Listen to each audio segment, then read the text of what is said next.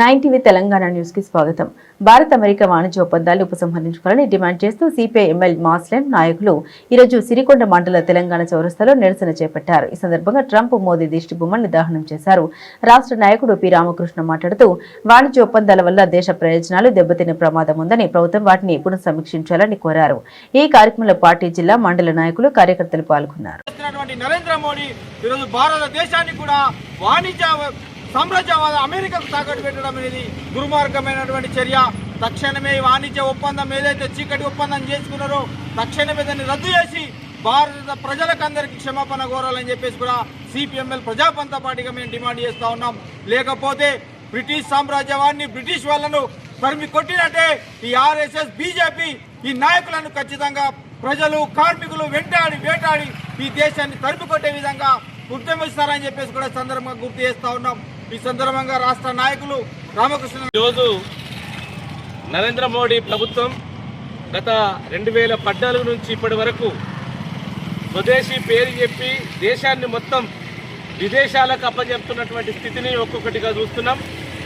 ఆయన చెప్పేది ఈ దేశానికి ఏదో ఒరగబెడతాడని, ఈ దేశంలో స్వదేశీ విషయాలపైనే ఎక్కువ దృష్టి కలిగించి ప్రజానికాన్ని, యువకుల్ని అట్లా రెచ్చగొట్టి ఓట్లు దొబ్బుకున్నటువంటి నరేంద్ర మోడీ ఇప్పుడు అంబానీ, ఆదాని లాంటి బడా పెట్టుబడిదారులకు వాళ్ళ పైన కేసును రద్దు చేసుకోవడానికి, చిన్న పెట్టుబడిదారులను మొత్తం ధ్వంసం చేసే విధంగా అమెరికాతో ఒప్పందం చేసుకున్నటువంటి స్థితిని మనం చూస్తున్నాం. గత 4-5 రోజులుగా పార్లమెంటు స్తంభించిపోయి పెద్ద ఎత్తున చర్చ జరుగుతున్నది. అమెరికా సామ్రాజ్యవాదానికి దేశాన్ని తాకట్టు పెట్టే విధంగా ఈ ఒప్పందాలు ఉంటున్నాయి. ఈ ఒప్పందాలను రద్దు చేసుకోవాలని పెద్ద ఎత్తున ప్రతిపక్ష పార్టీలుగా దేశ ప్రజాస్వామిక వాదులు, మేధావులందరూ కూడా ఆందోళన చేస్తున్నప్పటికీ కూడా నరేంద్ర మోడీ అంబానీ, ఆదానీలకు ఈ దేశాన్ని తాకట్టు పెట్టే విధంగా ఆ ఒప్పందాలు చేయడం అనేది సిగ్గుచేటు. ఇప్పటికైనా ఆ ఒప్పందాన్ని, వాణిజ్య ఒప్పందాన్ని వెంటనే రద్దు చేయాలని, ఈ దేశంలో ఉన్నటువంటి చిన్న పరిశ్రమలు కాపాడే విధంగా చర్యలు చేపట్టాలని సిపిఐఎంఎల్ ప్రజాపంత డిమాండ్ చేస్తుంది. అంతేకాదు దేశంలో ఉండేటటువంటి అనేక ప్రజలకు పోరాడి సాధించుకున్నటువంటి హక్కుల్ని కూడా ధ్వంసం చేసే విధంగా రద్దు చేస్తున్నారు. ఈ దేశవ్యాప్తంగా రేపెల్లుండి 12వ తారీఖు నాటి దేశవ్యాప్తంగా కూడా పెద్ద ఎత్తున సార్వత్రిక సమ్మె జరగబోతుంది.